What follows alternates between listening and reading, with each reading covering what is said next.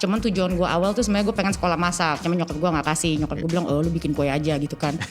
Melihat sepertinya gue bisa belajar banyak sama orang ini. Dan waktu itu dia kerja di satu restoran sebagai head pastry chef. Dan gue ngelamar ke situ. Pas gue ngelamar ke situ dia keluar. Akhirnya gue kerja 2 tempat. Karena memang lu tetap mau mengejar si sosoknya Si individu ini. Iya. Lu bisa megang pisau gak? Pertanyaan pertama itu gue kayak gitu. Gak bisa.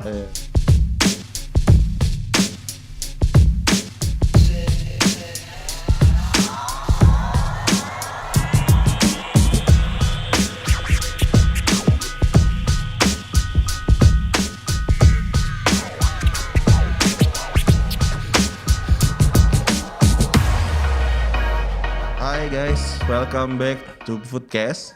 Jadi hari ini lagi-lagi gue akan ngajakin teman gue ngobrol. Nah teman gue ini apa ya, teman yang udah dari kecil banget ya. Dari zaman SD. Teman SD. Jadi gue mau kenalin kalian tuh, gue bilangnya ini ada titelnya ya guys by the way. Nggak kayak kemarin-kemarin. Kalau kemarin kan mungkin fokusnya sama owner bisnis. Hari ini gue ngundang dan gue ngobrol sama salah satu profesi yang sebenarnya banyak orang tuh mungkin nggak tahu sih di industri kuliner tuh ini penting banget sebenarnya. Jadi Chef Jocelyn ini adalah chef teman-teman. Lu tuh kerja udah berapa lama ya jadi? Dari tahun 2011 pas sekolah gue langsung kerja. Berarti 9 tahun guys. Nah hari ini kita tuh mau bahas sebenarnya banyak banget. Tadi sebelum on cam kita udah cerita banyak hal, catch up, udah lama nggak ngobrol.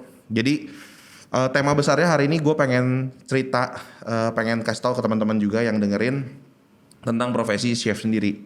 Okay. Nah, yang menarik teman-teman kan mungkin kalau ngomongin chef kan taunya ya rata-rata yang ada di TV juga ya, yang terkenal mungkin di sosial media, mungkin kayak Chef Renata dan lain sebagainya. Tapi Jocelyn ini yang gue juga tahu sebenarnya secara experience itu Jocelyn karena tadi udah 9 tahun, dia juga sebenarnya secara experience tuh kenalan chefnya tuh banyak di dunia chef, sebenarnya dia cukup terkenal juga. Nah, yang gue pengen tahu hari ini adalah yang Jocelyn juga bisa bagiin bagaimana Jocelyn dari kehidupannya pada saat dia memulai profesi sebagai chef sama ketika dia sudah experience sebagai head chef. Nah, dan orang kan juga pasti nggak tahu nih journey-nya lu kalau kerja mau jadi chef tuh gimana sih sebenarnya gitu kan. Oke. Nah, kita mulai dulu aja. Yang pertama, kenalin biar teman-teman tahu juga nih background secara profesi lu. Boleh cerita nggak pengalaman lu so far selama 9 tahun tuh gimana sebagai chef? Oke, jadi waktu zamannya sekolah kan gue udah kerja ya. Jadi gue tuh ya kerjanya di Australia waktu itu. Dan waktu awal-awal kerja, waktu zaman sekolah butuh duit, kerja tuh yang penting gue dapat kerja aja, yang penting gue punya pemasukan. Tapi makin lama ternyata bukan cuma sekedar pemasukan. Kalau gue bisa dapat gaji yang lebih dikit nggak apa-apa, asalkan gue bisa naik jenjang karir gue. Nah saat itu kita sebagai student apa ya, dengan catatan gue bukan punya PR atau citizenship gitu ya. Jadi gue tahu memang gue nggak akan lama di situ. Jadi untuk bisa dapetin jenjang karir yang lumayan, lo harus ngikutin individu. Oke. Jadi let's say kayak lu ngefans sama chef ini namanya misal Brent Savage gitu kan. Gimana cara lo kerja di bawah dia? Gitu. Dan gue waktu itu pikirannya cetek. Gue mikir, kayak ntar kalau gue udah pernah kerja sama dia, gue bisa naruh nama dia di CV gue dengan kayak gitu. Gue akan gampang dapat kerja. Ternyata di Indonesia kagak ada yang tahu itu orang siapa. Dan ujung-ujungnya kan makanan lu kayak apa. Benar. Iya kan? Bener. Jadi ya waktu itu karena masih idealis juga, gue ngikutin orang-orang yang menurut gue kayak oke, chef of the year lah, atau pastry chef of the year, atau pastry chef yang mewakili negaranya sampai ikut kompetisi di luar.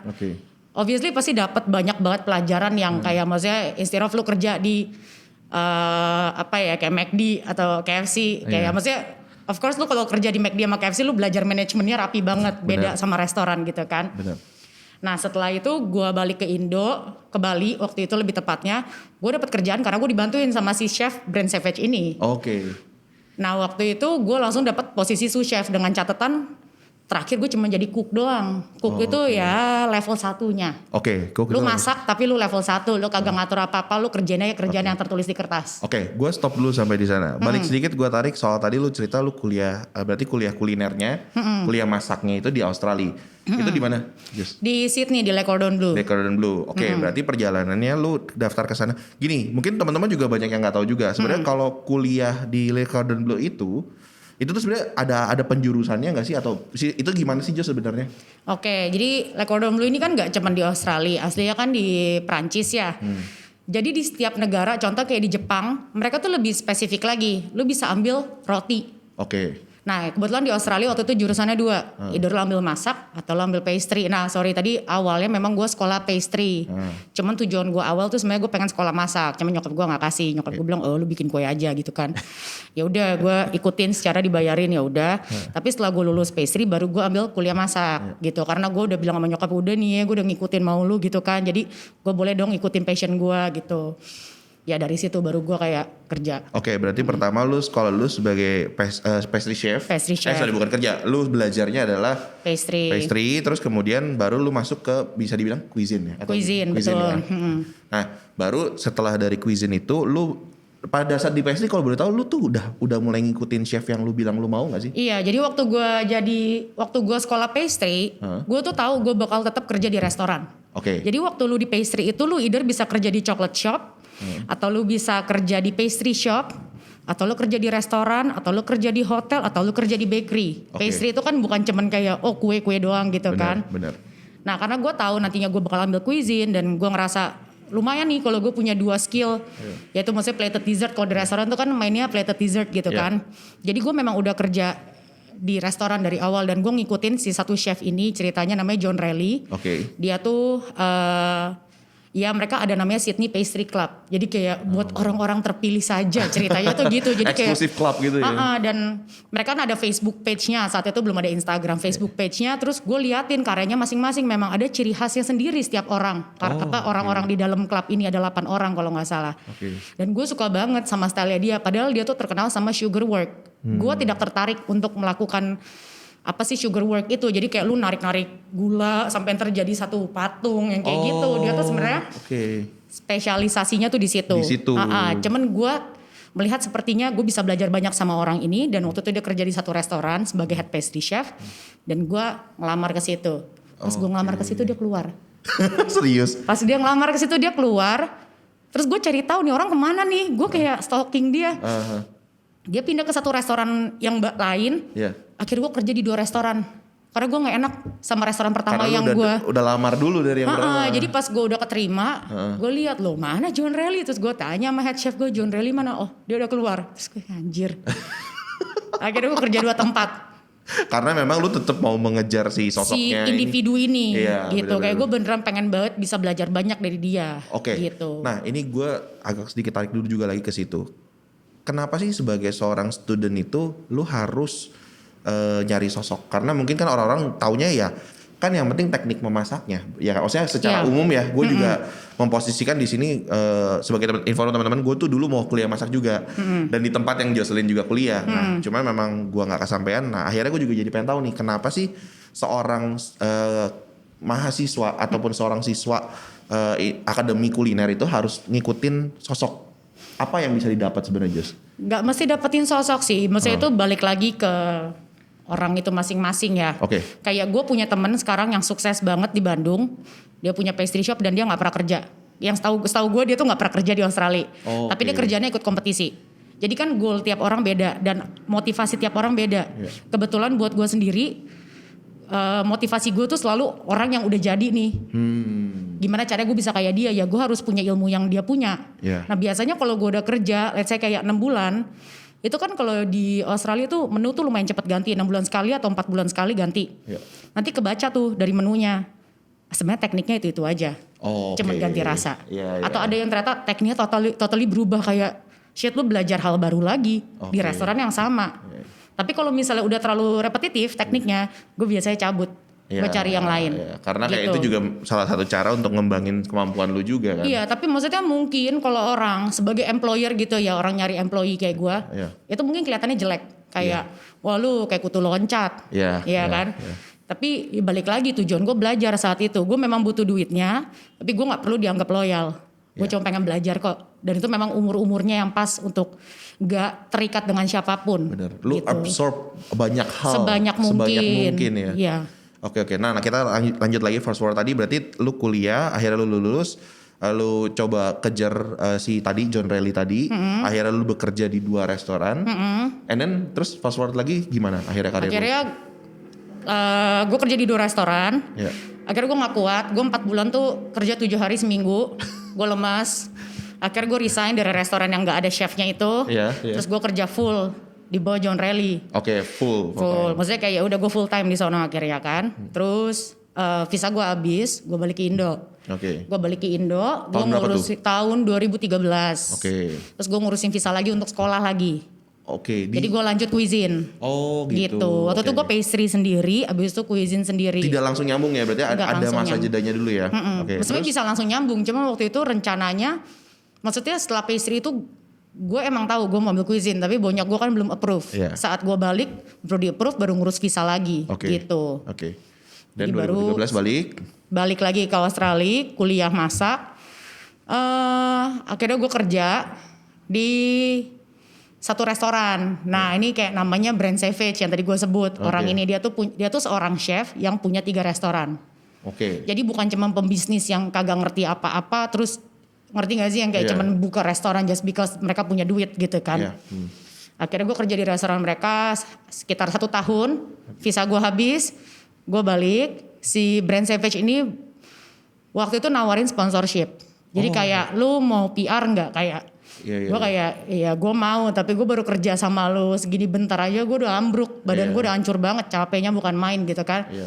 Kayaknya enggak deh, kayak maksudnya gue nggak pengen terikat karena temen gue ada yang disponsor 4 tahun. Harus stay di situ. Stay di sono dan gara-gara lu disponsor lu kagak bisa nuntut banyak, maksudnya lu harusnya dapet overtime, harusnya lu bisa ambil cuti lu yang kayak gitu. Jadi kayak lu dianggap budak lah. Iya, iya. Karena lu ngutang kan sama Bener, mereka. bener. Karena kalau kayak gitu diurusin pengacaranya, maksudnya dari segi ya gitulah paperworknya semua dibantuin. Paperwork, ya dibantu. Oke. Akhirnya berarti beres dari si Brand Brand Savage. Terus di 2014 itu berarti ya. Itu 2015 gue ke Bali kan 2015 akhirnya. ke Bali. Terus gue dikenalin sama satu orang ini waktu itu kerja sebagai head chefnya di Sarong Group. Dan kebetulan waktu itu mereka lagi mau buka restoran baru di Ubud. Jadi Namanya apa, Jus? Namanya Hujan Lokal. Oke, Hujan Lokal. Masih ada nggak sih sekarang? Nggak tahu, kayaknya sih sekarang di Bali banyak yang udah tutup ya. Oke. Maksudnya nggak, despite restoran bagus atau enggak, kayak semuanya suffering aja. Iya, iya. Jadi gue kerja di situ nggak lama, kayak cuma 6 bulan. Gue bukannya nggak cocok sama si chef ini, gue nggak cocok sama ownernya. Oke. Dan itu kalau gue udah nggak cocok, gue cocok aja gue bisa cabut, apalagi gue nggak cocok gitu kan. Jadi Iya. gue resign dan waktu itu gue setelah dari Hujan Lokal gue ke Room for Dessert. Nah, Room for Dessert. Itu terkenal banget sih menurut gue. Pada itu. zaman gue nggak. Serius? Pada zaman gue nggak terkenal, tapi sosok chef ini terkenal. Tapi gue pun nggak tahu dia siapa waktu itu. Oke. Jadi kan karena, maksudnya di sini kelebihannya adalah karena gue punya 2 kemampuan, masak dan pastry. Buat gue sendiri nggak gitu susah untuk cari kerjaan, Benar. ya kan. Jadi waktu itu kenapa gue ke Room for Dessert, di Ubud nggak banyak restoran. Dan si Room for Dessert ini terkenal karena mereka buka sampai jam 4 subuh.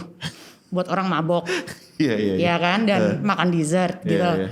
Terus gue mikir, ya udah deh gue kerja situ daripada gue nggak kerja gitu kan. Maksudnya gue juga nggak mau keluar dari Ubud lagi. Gue udah punya motor, gue udah punya kosan, gue udah cocok sama ibu kosnya. Gue nggak mau ke selatan, maksudnya gue nggak mau ke daerah apa sih namanya Legian sono ya. Gue kayak nggak cocok aja sama angin laut. Setelah gue kerja di situ, kayak gue Google gitu loh. Pas gue keterima, gue Google, ini orang siapa sih? Ternyata tuh orang segede itu di luar, di Amrik dan ya secara forum-forum chef internasional dia tuh terkenal karena basically dia tuh sebenarnya bukan chef, dia tuh lebih kayak scientist. Oke. Buat gue dia tuh scientist karena dia kadang belum ngelakuin pekerjaannya aja dia tahu itu bisa atau enggak. Wow. Iya, jadi misalnya as basic as bikin mereng itu telur putih dan gula. Iya. Lu kalau masuk sekolah itu pasti yang diajarin sama guru lu nggak boleh ada air. Iya. Ya kan, mangkok lu harus sekering mungkin. Benar. Sama dia air sama telur putih 1:1. Oh, Hal yang paling tidak boleh terjadi dipatahin sama dia. Berarti- Emang kayak suka ngelawan alam aja kayaknya. Gitu. Dan itu tapi terbukti itu works. Terbukti jadi dan apa ya, untuk nyampe ke situ kenapa lu bisa mikir untuk prosesnya dibekuin dulu. Terus lu whip dari beku tiba-tiba jadi fluffy. Itu sampai apa ya, di feature di majalah di Spanyol gitu. Kayak nih orang tuh melawan hukum alam basically kayak gitulah. Ya jadi kayak kita belajar hal-hal yang kayak selama ini kita pikir nggak mungkin ternyata jadi bisa. Terus sama dia tuh jadi belajar bahwa barang lo nggak mesti import. Dia barangnya lokal semua kecuali dairy. Karena dairy ya kita belum produksi sendiri ya. Tapi kayak even coklat, buah, stabilizer semuanya tuh lokal. Sesimpel kayak lu nyari di Indomaret barangnya ada. Itu zamannya gue tuh udah season 2, menu season 2. Temen gue tuh waktu itu ada yang masuk waktu season 1 awal-awal pembukaan. Kagak punya dehidrator. Sedangkan dia tuh tipenya mainnya mereng. Mereng itu harus dikeringin di dehidrator gitu kan. Dia dijemur di bawah matahari, jadi. Yang kayak lu harus bisa ngerjain apapun tanpa modal pun harus bisa gitu. Oke. Berarti di situ lu belajar lagi satu hal yang baru lagi kan? Yes. Oke, terus abis dari Room for Dessert ini lu akhirnya end up ke? Gue balik lagi ke Sydney. Gue balik lagi karena gue kangen sama duitnya. Gue bokeh banget di Bali kan.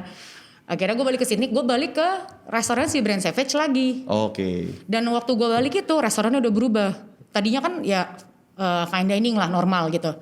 Pas gue balik mereka totally vegetarian. Jadi the first fine dining vegetarian restoran. Di Australia? Di Australia. Jadi kita bener-bener kayak mainnya sayuran aja semua. Karena biasanya kalau sayur tuh mikirnya sebagai side dish gitu kan ya. Di situ sebagai the star of the dish gitu jadinya. Dan bagaimana cara lu mengolah supaya dia tuh bukan cuman rasanya bland kayak gitu. Dan ternyata sayur tuh potensinya segede itu karena rasanya agak hambar. Tapi kalau lu misalnya proses seperti lu memproses daging gitu, contoh kayak lu bikin pastrami. Pastrami itu kan lu pickle gitu dagingnya kan. Lu ngelakuin hal yang sama kayak sayur juga lu ferment, ya kayak kimchi itu kan di ferment. Rasanya langsung totally berubah dari cuman kol biasa gitu. Lebih belajar teknik lagi sih yang berbeda di situ. Oke. Berarti dari situ lu di sini lagi itu berapa lama di yang tahun sampai balik. Balik. Abisin lagi visanya. Habis itu gue balik. Lu kerja di mana di Indonesia abis itu? Abis itu gue kerja, jadi waktu gue pertama kali balik Jakarta, gue kan gak kenal siapa-siapa ya. Jadi gue tuh kontak temen gue yang dulu kerja bareng sama gue di Room for Dessert, namanya Adit. Saat itu dia tuh eksekutif chefnya Potato Head. Jadi dia tuh bilang sama gue, si Falcon nih apa ya kayak grup? Ya bukan grup, apa sih yang nyuntik duit gitu deh. Kayak nyuntik duit ke Ismaya, nyuntik duit gitu ya. Investor. Si Falcon nyari chef untuk The Goods Dep. Nah gue tahu The Goods Dep ini kan retail. Iya. Tapi ternyata ada F&B-nya. Iya. Jadi gue kerja di situ setahun. Kalau lu pernah lihat Goods Cafe, Goods Burger, terus Goods Diner yang di SCBD, itu tuh F&B outletnya mereka. Jadi gue kerja di situ setahun. Maksudnya sebagai posisinya waktu itu? Jatuhnya sebenarnya waktu itu corporate chef dan gue nggak terlalu banyak ngejalanin operasional hari-hari di dapur. Waktu itu gue lebih jadi waktu itu kita ada project dari Grab. Jadi waktu itu Grab Food tuh masih jauh banget di bawah GoFood. Dan mereka tuh kayak kerja sama lah sama bosnya Goods campaign kan. Bikin campaign lah. Iya, kayak gimana caranya kita at least bisa ngambil 30% aja dari marketnya si GoFood ini. Ya maksudnya kelihatan sih sekarang berhasil gitu kan. Jadi yang waktu itu kita lakuin adalah kita bikin pop up dinner. Jadi kita manfaatin waktu itu pas Bright Spot. Bright Spot tuh kakak perusahaannya Goods. Jadi waktu di Bright Spot kita bikin pop up restoran, gue ngundang si Adit sama ada temen gue satu lagi Bella. Abis itu nextnya kita ke BSD, setelah itu kita ke Surabaya. Harusnya setelah itu ada yang keempat, tapi yang keempat itu nggak jadi. Gara-gara katanya appnya belum ready atau apa. Abis itu nggak lama gue resign deh. Jadi pas gue resign, gue mikir dong kerja di mana lagi nih gue. Ya gue ended up di Gioi. Lo end up terakhir di Gioi ya berarti? Gue terakhir di Gioi. Gue sebelum lu cerita soal Gioi, tadi ngomongin soal pop-up restoran, ini juga biar teman-teman tahu juga, pop-up restoran tuh sebenarnya gimana sih konsepnya? Pop-up restoran itu kayak namanya sendiri pop-up, sementara, tiba-tiba dan sementara gitu ya. Jadi ada tipe pop-up restoran yang ada yang setahun. Jadi mereka ada selama setahun karena kebetulan rentnya available dalam 1 tahun. Ada juga yang cuma 2 minggu. Kita waktu itu ada yang 4 hari, ada yang 2 minggu, sama ada yang seminggu doang. Jadi tergantung kebutuhan lah. Berarti pada saat itu bikin pop up itu ya misalnya kayak lu tuh kalau demen karyanya si Adit misalnya, atau memang lu udah pernah cobain makanan yang lu buat. Jadi itu orang-orang kayak akhirnya narik marketnya dari situ sambil Biasa teman-teman kita sendiri sih yang datang. Oh, malah teman-teman sendiri yang datang. Tapi di luar itu sebenarnya maksud gue gini, kayak itu kan juga sebenarnya kayak satu hal baru, kalian juga itu kan bikin create menu sendiri kan. Iya. Berarti artinya itu menu yang tidak common sebenarnya kan. Yang Tidak kita jual di outlet. benar. Jadi itu yang jadi nilai jual, jadi nilai mahalnya pop-up restoran sendiri sebenarnya ya. Oke, berarti lu lakuin itu and then lu cabut dari Goods, udah beres, akhirnya lu masuk lagi ke Gioi. Gue masuk ke Gioi. Gioi so far berapa lama di Gioi? Hampir 2 tahun. Hampir 2 tahun ya. Iya. Oke, berarti sekarang udah nggak di Gioi. Udah nggak di Gioi. Udah di Gioi. Nah, kalau di Gioi itu berarti terakhir posisi lu sebagai ya head chef hitungannya. hitungannya head chef ya. Nah, kalau sedikit gue pengen lebih kebahas ke gue ngomongnya apa sih tadi posisi lah ya sebenarnya ya. Kan orang teman-teman gini, mungkin teman-teman taunya kan kalau masak ya masak. Sebenarnya memang umumnya kan ya lu chef ya lu masak kan sebenarnya.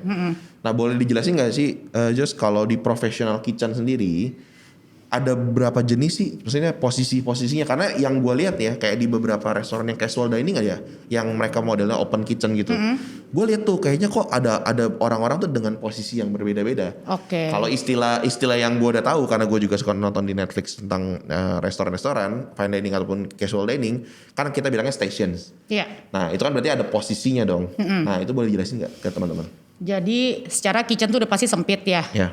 Jadi dibikin efisien mungkin dan makanan tuh dikelompokin. Jadi misalnya dari makanan ini dikerjain sama station ini. Biasanya station tuh normalnya kayak fryer, terus ada grill, terus ada cold. Cold itu biasa ngerjain salad dan dessert. Tapi lagi-lagi tergantung Kebutuhan. menunya. Oh, menunya menunya. seribet apa. Oke. Jadi kalau yang terakhir sih biasa wok bareng sama fryer. Oke, work bareng sama fryer. Wok bareng sama fryer, abis itu grill bareng sama stove. Oke, grill bareng sama stove. Terus salad sendiri karena salad juga harus garnish, Ya. finishing. Pastry sendiri. Oke. Tapi itu gak pakem gitu. Jadi kebutuhan tiap restoran berbeda ngikutin menunya, ribet enggaknya menunya kayak gitu. Dan di setiap station itu tetap ada satu orang yang bertanggung jawab. Itu namanya CDP, chef de party. Itu yang tanggung jawab atas setiap section. Dan anak-anaknya yang di bawah ini namanya cook. Oke. Kita manggilnya cook. Di bawah cook ini ada yang ngebantuin lagi namanya helper. Biasanya helper ini tuh ya gitu, bantu nyiapin bahannya. Misalnya ada orderan ini dia udah ngumpulin bahannya, yang cook ini yang masak, yang eksekusi gitu kan. Terus di bawahnya cook ini ada steward. Steward itu yang biasa bagian bersih-bersih. Tapi steward, maksudnya tiap restoran lagi-lagi beda. Tapi kalau terakhir gue di Gioi, steward ini disiapin untuk naik jadi helper. Oh, oke. Mereka pasti orang pertama yang bakal naik. Oke. Karena mereka udah kayak misalnya ada yang lamar nih ya, gue mau jadi steward gitu. Lu bisa megang pisau nggak? Pertanyaan pertama itu gue kayak gitu. Oh nggak bisa. Terus gue yang kayak butuh banget atau enggak. Kalau gue butuh banget ya udah nggak apa-apa nanti saya ajarin gitu kan. Iya. Tapi sebisa mungkin yang udah bisa megang pisau karena potongannya banyak banget. Iya, Jadi iya. mereka yang motongin garnish, mereka yang motongin buat sambel gitu. Jadi kerjanya bukan nyuci doang. Jadi mereka udah disiapin untuk next stepnya gimana. Oke. Gitu. Berarti kalau secara posisi kita urutin ya, paling bawah itu steward. Steward, terus helper, Cook helper, ya. terus kemudian cook, Cook, betul. baru CDP. CDP. Abis betul. ada CDP ada apa?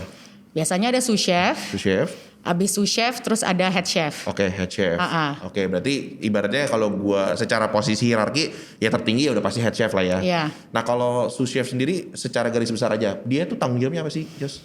Tanggung jawabnya sebenarnya sama aja kayak head chefnya, cuman gantian. Oke. Dan tapi head chef ini yang harus pinter-pinter delegasiin tugas. Kalau lu mau make sure sous chef lu tuh bisa ngebantu lu, maksudnya dengan full potensinya dia, lu harus pinter ngajarin juga. Lu jangan cuma suruh kayak lu ngerjain ini bantuin gue, tapi lu nggak pernah ngajarin dia. Ntar kerjaannya salah lu harus ngebenerin kan jadinya. Kayak gitu. Tapi lagi-lagi beda fungsi di tiap restoran sih. Iya. Gitu. Sesuai dengan menu dan sesuai dengan kebutuhan juga pastinya Yes, ya. betul. Oke. Kita tuh didudukin di auditorium gitu, di hall lah. Dan kita langsung dikasih pahitnya. Dengan lu mengambil profesi ini, dengan lu menempuh jalan ini, lu jangan mikir lu bakal jadi celebrity chef. Ketika lu sekolah tuh belajar apa sebenarnya sih? Waktu gue sekolah masak itu, tiap hari tuh gue excited banget. Gue udah ngeliatin di buku sekolah kita kan, kayak besok kita masak ini seru banget. Tapi best momennya itu adalah